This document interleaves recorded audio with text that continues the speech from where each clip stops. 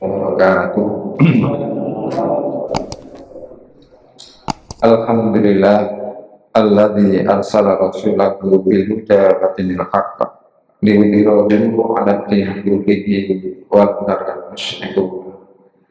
Asyhadu an la ilaha illallah wahdahu la syarika lah wa asyhadu anna Muhammadan 'abduhu wa rasuluhu la nabiyya wa la rasula ba'dahu. Allahumma sholli wa sallim ala Muhammad wa ala alihi wa ashabihi ajma'in, amma ba'du. Para ustaz, Bapak Ibu yang dimuliakan oleh Allah Subhanahu wa taala, terus mari senantiasa bersyukur kepada Allah Subhanahu wa taala pada malam hari ini limpahan nikmat dianugerahkan oleh Allah Subhanahu wa taala. Kita semuanya tetap dalam keadaan iman, Islam, sehat walafiat, dan diberikan kesempatan oleh Allah SWT untuk terus beribadah. Pada malam hari ini kami mohon lahirnya Rasulullah SAW, kita telah perjalanan Rasulullah SAW, aktivitas beliau dari mulai kanak-kanak sampai wafat beliau.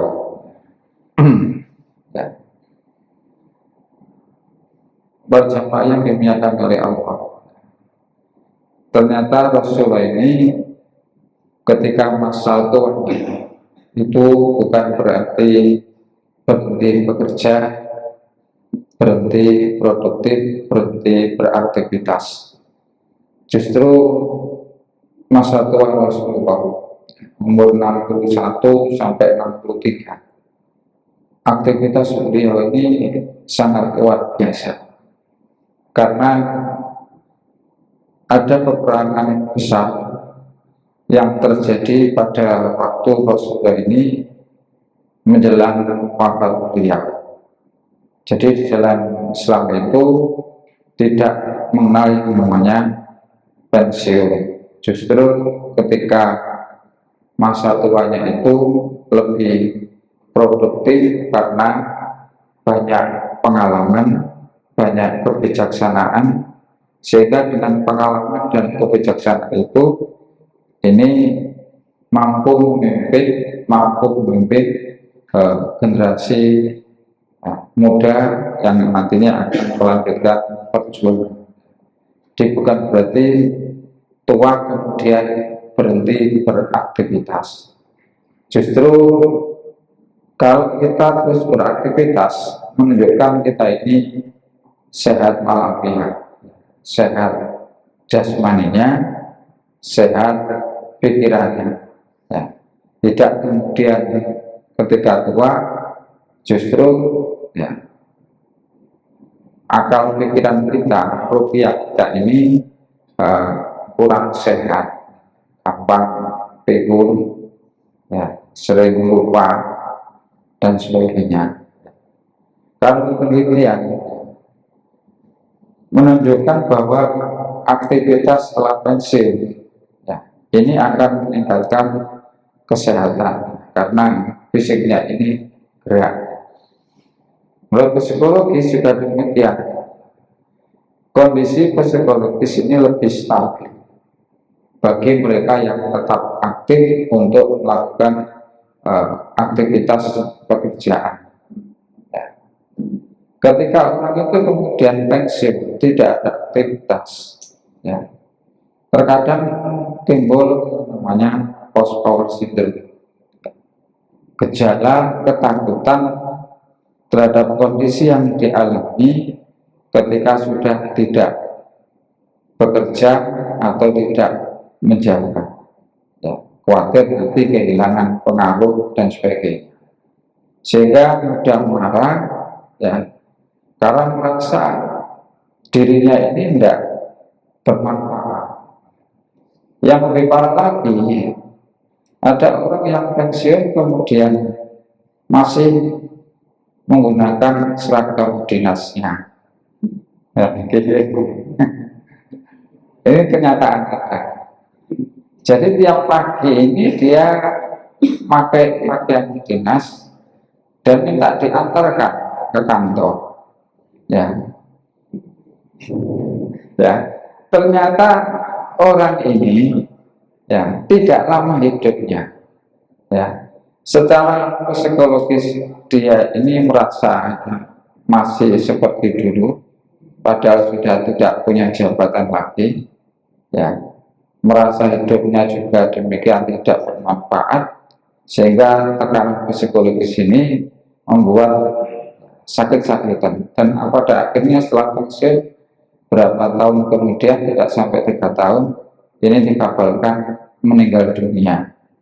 Ya, ini karena tidak ada aktivitas. Maka perlunya bapak-bapak ketika sudah tua ini tetap menjalin silaturahim. Ya, akeh koncone banyak yang dikunjungi, ini senang ya. Apalagi kalau kemudian banyak aktivitasnya. Ini secara fisik dan psikologis ini semakin sehat ya. Dan juga tentunya kalau orang yang aktif ini mencegah kepikunan ya.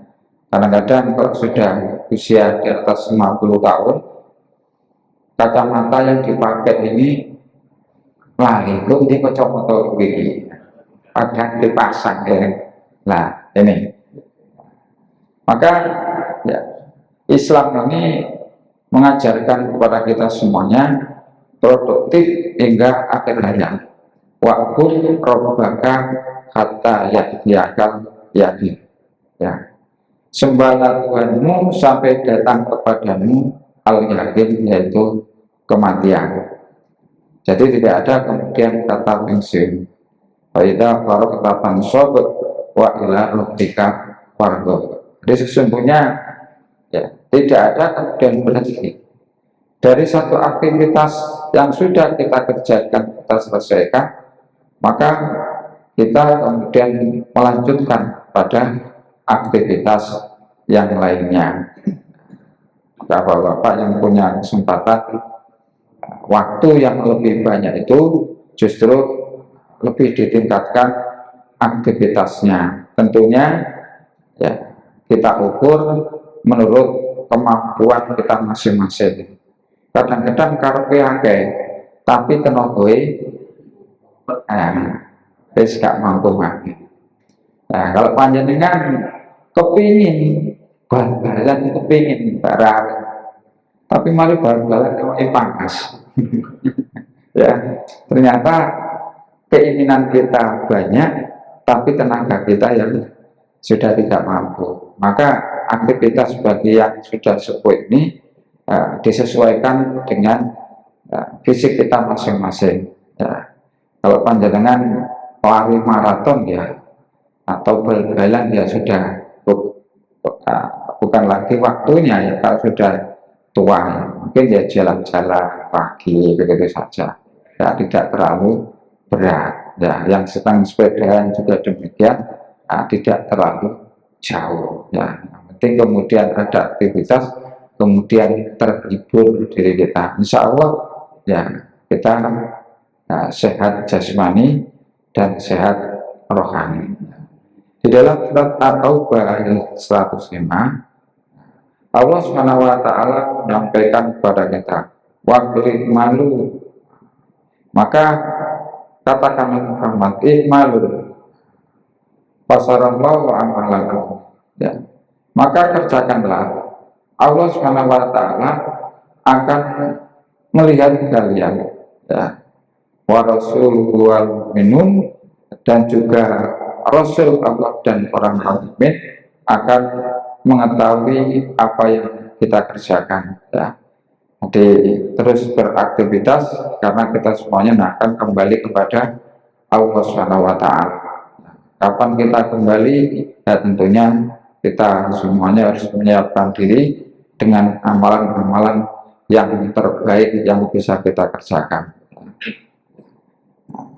Kemudian Rasulullah SAW ini teladan produktivitas yang sejati ya. bahwa kehidupan Rasulullah Shallallahu Alaihi Wasallam ini adalah bukti nyata bahwa produktivitas tidak mengenal usia. Ya. Beliau terus berjuang dan berdakwah sampai akhir hayat. Nah, ini perjalanan Rasulullah. Ya. Masa-masa ya, Rasulullah Shallallahu Alaihi Wasallam dari masa kanak-kanak sampai kemudian usia 63 tahun.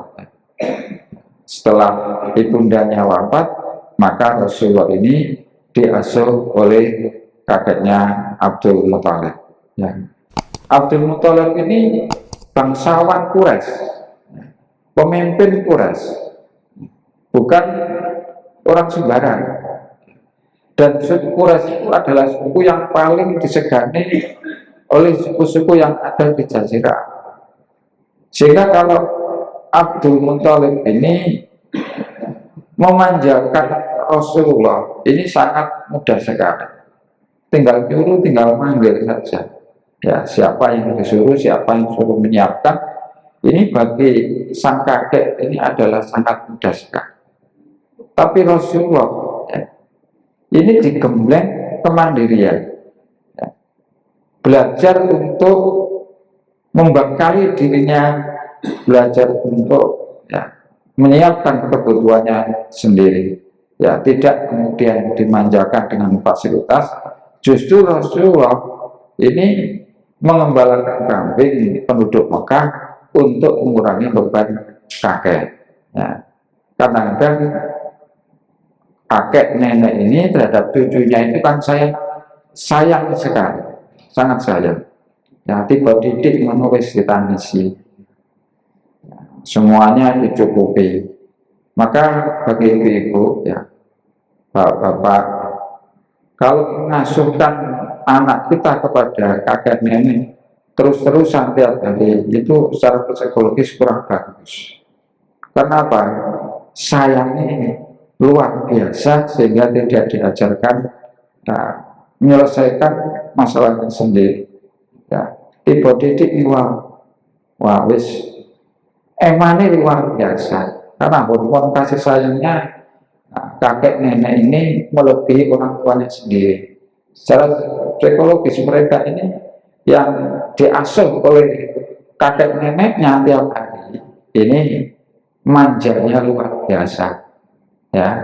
Nah, ini ibu-ibu ya, maka ya harus siap ketika punya anak ya diasuh.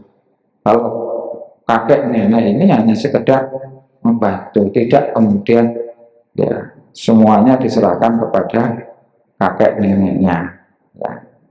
Nah, usia kan sampai 8 tahun, ya. Usia 8 tahun sang kakek ini meninggal dunia, ya. Abdul Muthalib meninggal dunia diasuh oleh sang paman, yaitu pamannya namanya Abu Thalib. Abu Thalib ini ya pedagang kaya, karena Abu Thalib ini ya, menduduki posisi sebagaimana Abdul Muthalib, ya. Ini mewarisi jabatan dari Abdul Muthalib, ya, sebagai pejabat, ya, ya, di pemimpin suku Quraisy, ya. Diajari berdagang, ya. Usia 8 tahun sampai 12 tahun ini di bawah bimbingan langsung Abu Thalib untuk belajar bisnis, sehingga pada usia 12 tahun ini Rasulullah sudah melakukan perjalanan dagang ke luar negeri, yaitu ke negeri Syam. Dan disitulah ya Rasulullah Shallallahu Alaihi Wasallam dalam perjalanannya ketemu dengan pendeta Bukhairah, ya, dan berpesan kepada Abu Thalib supaya menjaga Muhammad ini karena kelak tanda-tanda kenabian itu ada pada diri Rasulullah, sehingga nanti mungkin anak ini akan menjadi nabi, ya. Sehingga Abu Thalib ini benar-benar menjaga Rasulullah SAW, ya, dididik menjadi pedagang, ya. Sehingga pada usia 17 tahun, ya, area dagangnya, bisnisnya, ekspor impornya tidak lagi hanya di negeri Sam, tapi sudah perjalanan bisnisnya ini ke Irak, Jordania, Bahrain, Suriah atau Sam, dan juga Yaman. Niki usianya 17 tahun. Nah, anak-anak kita pada usia sekian itu belum pernah ke luar negeri. Mungkin Maduro dulu tahu ya. Maka kalau anak laki-laki ya ketika berpisah dengan orang tuanya, ya memang harus rela demikian.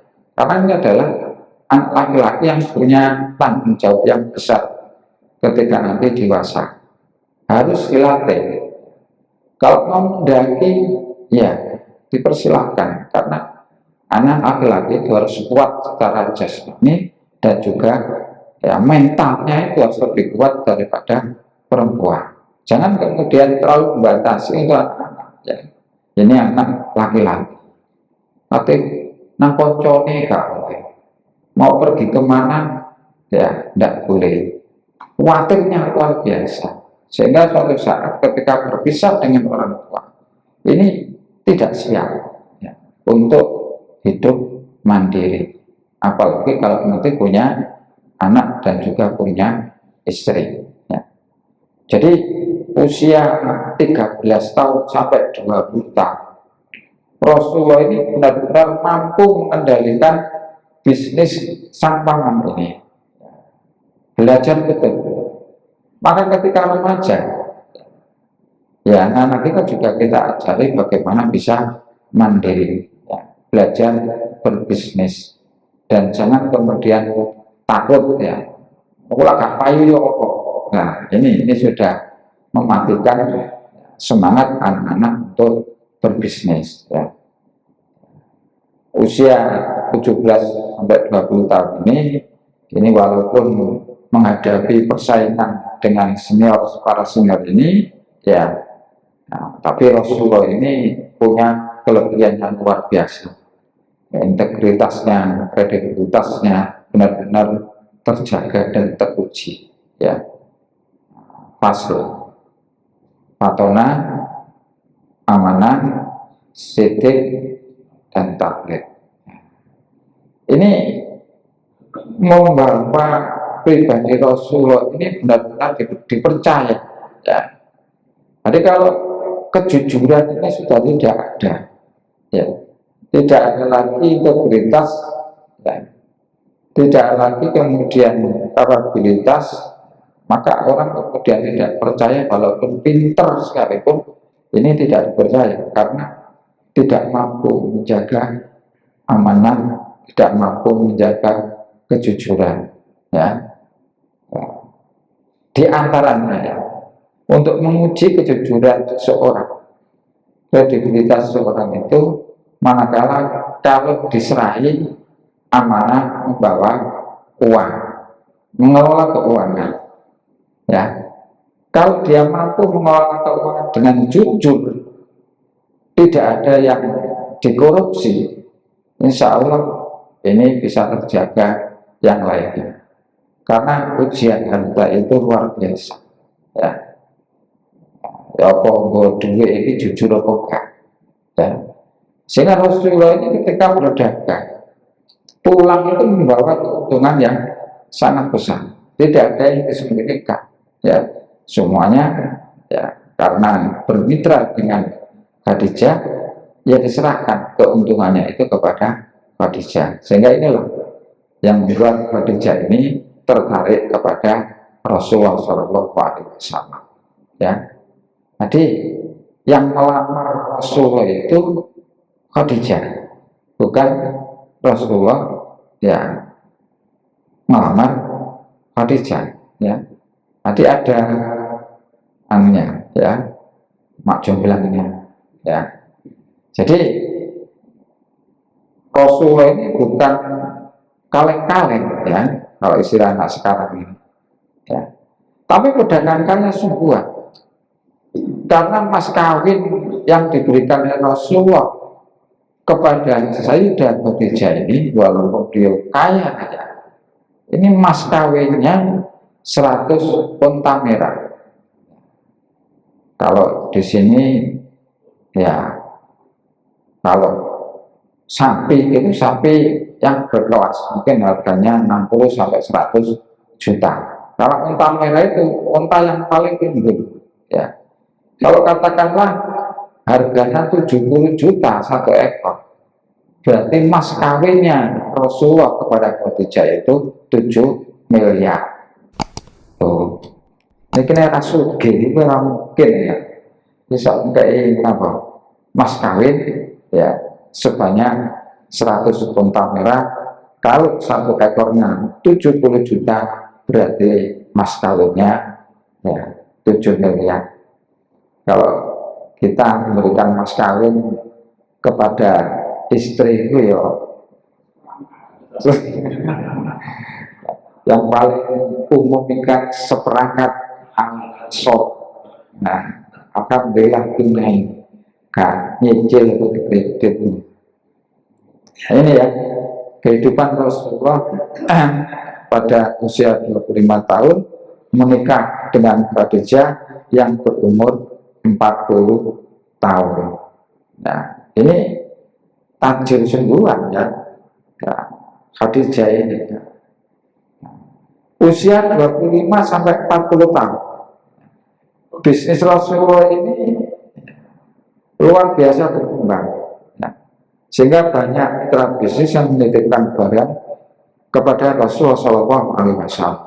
Ya, pada umur 35 tahun ini terjadi di Ka'bah Hajar Aswad jatuh. Tapi tidak disebutkan dalam sejarah itu jatuhnya. Ada yang mengatakan karena ada bencana alam, ada banjir, ya. Ada lagi ya bukan karena bencana alam. Ya. Ini jatuh. Siapa yang meletakkan Hajar Aswad? Ini adalah kehormatan. Semuanya bermusyawarah siapa yang pantas untuk meletakkan Hajar Aswad itu. Ya. Maka dalam musyawarah itu disepakati yang pertama kali masuk ke ya Ka'bah ya, inilah yang akan meletakkan Hajar Aswad. Ternyata yang pertama kali masuk ini adalah Rasulullah SAW. Sehingga Rasulullah ini dipercaya untuk meletakkan Hajar Aswad pada tempatnya. Nah, Rasulullah ini cerdas sekali untuk menjunjung semua kabilah-kabilah agar memperoleh kemuliaan. Tidak Rasulullah sendiri, maka kemudian serban Rasulullah itu diletakkan di bawah, ya, di tanah, digelar di situ. Ya. Semua pemimpin kabilah diminta untuk maju dan memegang ya, ujung dari serbannya Rasulullah. Baru kemudian Rasulullah meletakkan Hajar Aswad di tengah-tengah. Nah, serban ini dan digotong oleh ya semua kabilah dengan serbannya Rasulullah. Nah, ketika sampai ya pada tempat ya Hajar Aswad itu, Rasulullah kemudian meletakkannya. Nah, inilah kekaguman ya, semua suku hormat kepada Rasulullah, sehingga Rasulullah ini dijuluki dengan Al-Amin ya pada usia 35 tahun. Ini orang yang dipercaya oleh ya, semua suku ya. Bagaimana Rasulullah ini sebelum jadi nabi ini sudah dikenal ya, orang yang jujur dan dihormati oleh semua kabilah. Ya, sehingga Allah SWT memberikan tugas kenabian dan Rasul untuk menyampaikan dakwah pada usia 40 tahun. Ini sudah sukses. Makanya untuk membangun ekonomi ini ya, sebelum umur 40 tahun ya. Biasanya kalau sudah umur 40 tahun ini belum mapan, rumah saja belum punya, ini bebannya semakin bertambah berat karena anak ini sudah mulai dewasa, mulai sekolah dan juga kuliah. Maka perencanaan bagi para pemuda atau yang menikah ini jangan sampai kemudian melewati usia 40 tahun, karena bebannya ini bertambah berat. Kami amati kalau sudah umur 40 tahun tapi kemudian belum mapan, ini terusnya soro ini usia 40 tahun mateng-matengnya secara psikologis seseorang, sehingga Allah ini menugaskan Muhammad ini sebagai Nabi dan Rasul pada usia 40 tahun.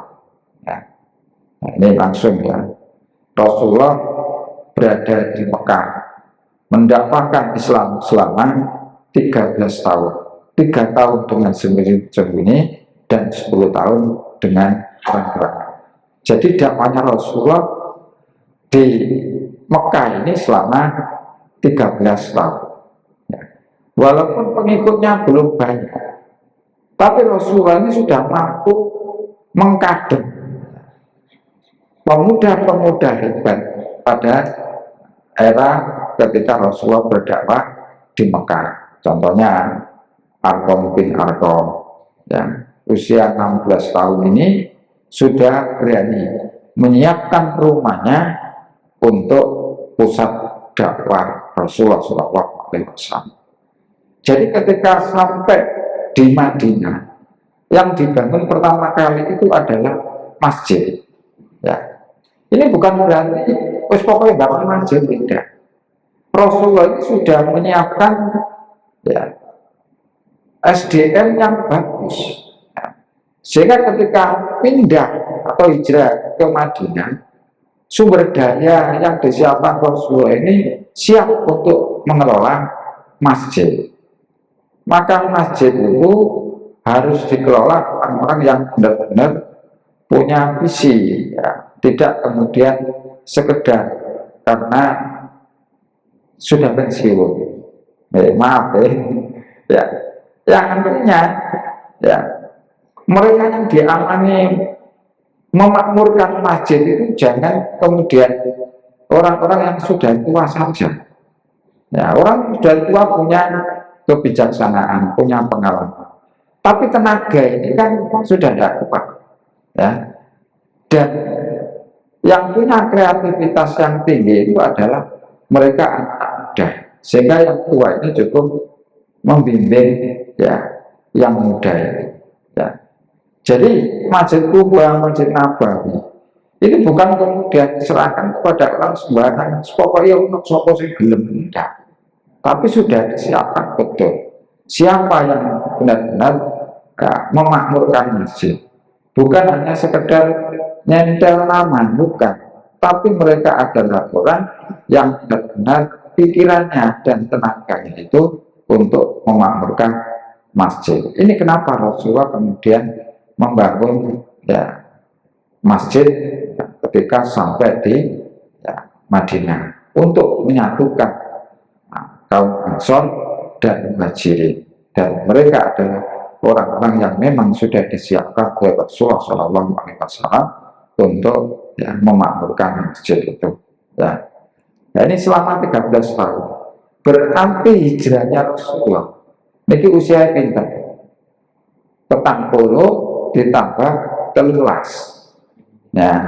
Usia Rasulullah hijrah ini 53 tahun, berjalan dari Mekah ke Madinah ini dengan jalan kaki dan naik onta, menyisir, bukan di jalan yang biasa, tapi di jalan yang tidak biasa dilalui oleh banyak orang, cari jalan alternatif. Ini umurnya sangat terlalu 440 km.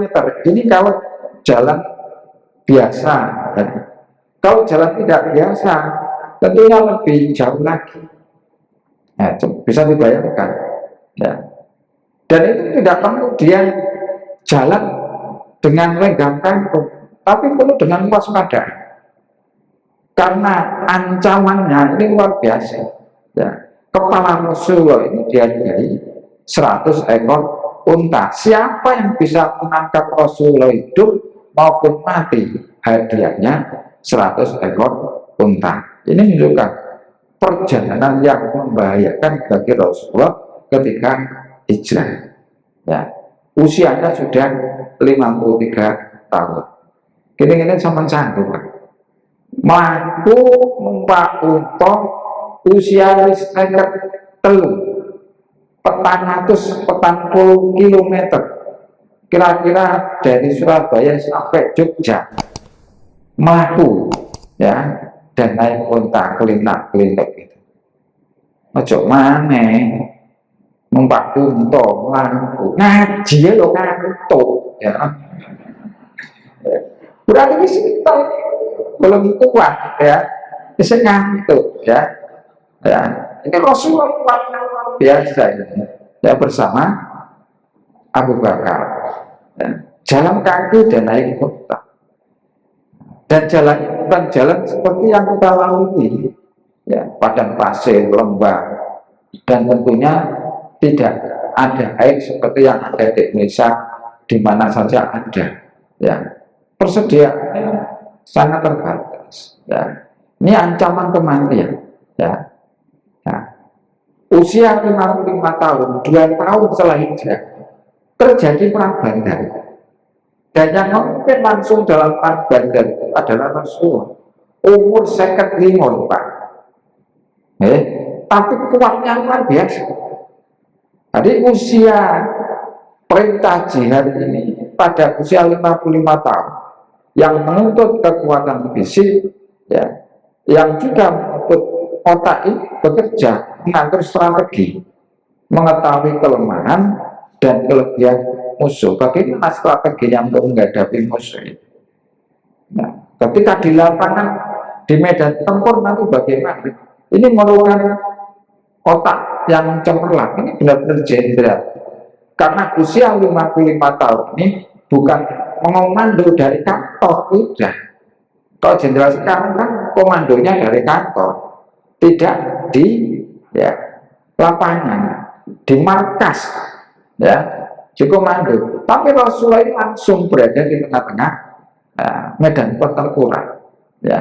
Jadi kalau tidak ada tekad yang kuat, ya, tidak ada fisik dan kekuatan otak yang luar biasa, ya tidak mungkin kemudian Rasulullah ini sampai mampu memimpin perang langsung selama, ya, usia 55 tahun sampai 63 ini sebanyak 28 kali peperangan, ya, tahun 2 Hijriah sampai 9 Hijriah. Berarti berapa tahun ini? Ya, 9 tahun, ya. Jadi, ya, dan kita langsung lompat pada usia 60 tahun, ya. Nah, di usia 60 tahun, bukan pas 60 tahun, ini 61 tahun, ya. Ini kalau guru ini kok akan sium deh, 60 tahun, terus lereng. PNS, nah, yang lain, ini usianya 58 itu pensiun, ya. Ya, ya. Kalau tentara yang apa namanya tamtama itu usianya berapa tahun? 55, ya. Justru 55 ini Rasulullah, ya, memimpin perang, ya, bukan pensiun. Yang pertama adalah waktu Mekah terjadi pada 8 Hijriah, ya. Berarti usia Rasulullah pada waktu itu 61 tahun, ya. Ini melakukan perjalanan memimpin 9.000 tentara, ya. Ini jalan bersama, ya, naik unta, jalan kaki sepanjang 440 km, ya. Ini 9.000 orang, dan lagi ini terjadi pada bulan Ramadan. Nanti Fathu Mekah itu 20 Ramadan, ya, 8 Hijriah dengan jumlah pasukan sebanyak 9.000, ya, memasuki kota Mekah. Melihat kekuatan seperti itu, musyrik Mekah ini tidak berani menghadapi tentara Islam. Ya, jadi tidak terjadi perlawanan yang berarti. Ya, walaupun ada ini kecil tidak. Ya, semuanya bisa ditumpas. Ya, masuk Mekah tanpa perlawanan karena jumlah umat Islam yang begitu besar, dan lagi secara akal kalau mampu melakukan perjalanan yang sangat jauh, berarti tentara ini sangat kuat sekali. Ini yang membuat orang musyrik kemudian ya berlindung ke Masjidil Haram, ya berlindung ke rumahnya Abu Sufyan. Sebab Rasulullah menyampaikan, siapa yang masuk Masjidil Haram dia akan aman, siapa yang masuk ke rumahnya Abu Sufyan dia akan aman. Semuanya tidak berani keluar. Ya. Ini perang ya Fathu Mekah. Ya. Usia Rasulullah 61 tahun. Ya. Setelah Fathu Mekah ini, kabilah-kabilah Arab yang masih dalam keadaan musyrik ini bersatu. Ya. Suku Hawazin ini membentuk kekuatan untuk menghadapi pasukan Islam. Karena khawatir kalau Islam ini semakin kuat di bawah kepemimpinan Rasulullah, maka ya dia akan terancam. Ya, harus sebelum terancam demikian, maka kemudian mereka bersekutu dengan mengumpulkan pasukan sebanyak 20.000 di bawah ya, pimpinan Malik bin Aus. Sedangkan ya Rasulullah memimpin langsung dengan jumlah 12.000, ya 10.000 dari umat Islam yang ada di Madinah dan 2.000 dari ya, mereka yang baru masuk Islam setelah terjadi Fathu Mekah. Ya 12.000, hampir saja umat Islam mengalami kekalahan karena sombong. Wah, jumlah kami banyak, tidak mungkin kemudian kami kalah.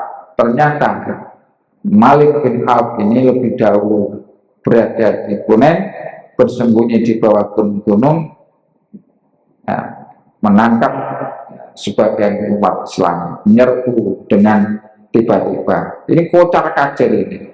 Rasulullah kemudian memanggil mereka semuanya dan kembali bersatu memperoleh kemenangan dan banyak ghanimah yang diperoleh Rasulullah SAW. Ini yang terakhir, ini adalah perang Tabuk. Ya, kalau di Riyadhus Shalihin sudah panjenengan baca, pelajari di dalam bab taubat, hadis yang panjang, taubatnya Ka'ab. Ya, ya. Ini sudah panjenengan pelajari dalam bab taubat itu. Ya, Muroro, Hilal, 3 sahabat Rasulullah yang dengan jujur ya, tidak bisa ikut perang karena memang dia tidak ingin berangkat dengan sungguh-sungguh. Ya, tobatnya baru diterima ya setelah 50 hari tidak disapa oleh Rasulullah dan juga kaum muslimin. Ini Tabuk ini menghadapi tentara Romawi. Ya, tentara Romawi yang jumlahnya lebih banyak, ya, dan mereka menjadi tuan rumah, tidak melakukan perjalanan jauh. Nah, dari Medina menuju Tabuk ini jaraknya 670, ada yang mengatakan 650 km. Itu pun sama. Ya, jalan kaki naik unta 650, kira-kira Surabaya pundi, Pekalongan, ya. Ini merupakan waktu 15 hari, ya. Pulang pergi 30 hari. Rasulullah berada di Tabuk 20 hari. Jadi pulang dan pergi selama 50 hari. Dan di sana tidak terjadi pertempuran karena tentara Romawi ketakutan melihat umat Islam. Kenapa? Belum. Kota Tabuk dengan jumlah 30.000 orang semuanya seger bukan. siap tempur. Nah ini membuat takut, ya. Belum perang sudah ketakutan, sehingga sebagian penguasa ya Romawi ini kemudian memberikan jizyah kepada Rasulullah, pertanda takluk kepada Rasulullah SAW. Padahal ketika itu, ya, ketika ada perintah perang Tabuk ini sedang dalam keadaan paceklik, belum panen, dan terjadi ya terik matahari yang sangat panas sekali, tapi tidak menyurutkan umat Islam gerakan perang menuju Tabuk yang jaraknya 650 sampai 670 km. Nah, sehingga dijuluki dengan Jaisusra. Dan itulah pertama kali menghimpun sumbangan di dalam perang itu. Luar biasa, ya. Utsman ini di sakunya ada disiapkan 1000 dinar disumbangkan dalam perang Tabuk ini. 300 ekor unta diberikan oleh Utsman. Umar juga demikian, menyumbangkan setengah dari kekayaan yang diperoleh ya, atau yang dimiliki oleh Umar ini. Tapi Abu Bakar luar biasa sekali juga. Seluruh kekayaannya Abu Bakar ini disumbangkan untuk perang Tabuk, ya, karena sulitnya pembiayaan, persenjataan, dan juga membutuhkan waktu yang panjang, sehingga logistik ini harus terpenuhi, ya. Ternyata Umar menyangka bahwa infaknya ini nggak ada yang mengalahkan. Ternyata infaknya, ya, Abu Bakar ini melebihi infaknya Umar bin Khattab, ya, sehingga Umar mengatakan, ya, kalau demikian saya tidak mampu nyalik engkau wahai Abu Bakar. Ditanya oleh Rasulullah, apa yang engkau tinggalkan untuk keluarga? Kami hanya meninggalkan untuk mereka Allah dan Rasulnya. Ternyata sebenarnya sejarah tidak ada kemudian disebutkan ketika akhir hidup Abu Bakar dan Umar itu menjadi melarang pendada. Utsman justru semakin kaya, bahkan ya wakafnya Utsman ini sampai sekarang masih ada dan terus berkembang. Ini contoh, ya, bahwa semangatnya para sahabat dan Rasulullah di dalam melaksanakan tugas dan amanahnya untuk menyebarkan Islam ini sangat luar biasa sekali. Sehingga Bapak Ibu ketika pada usia yang sudah tua ini, nah, tidak boleh kemudian berhenti aktivitas supaya sehat jasmani dan sehat rohani kita. Insya Allah sehat, ya. Yang muda demikian menyiapkan diri, ya, membangun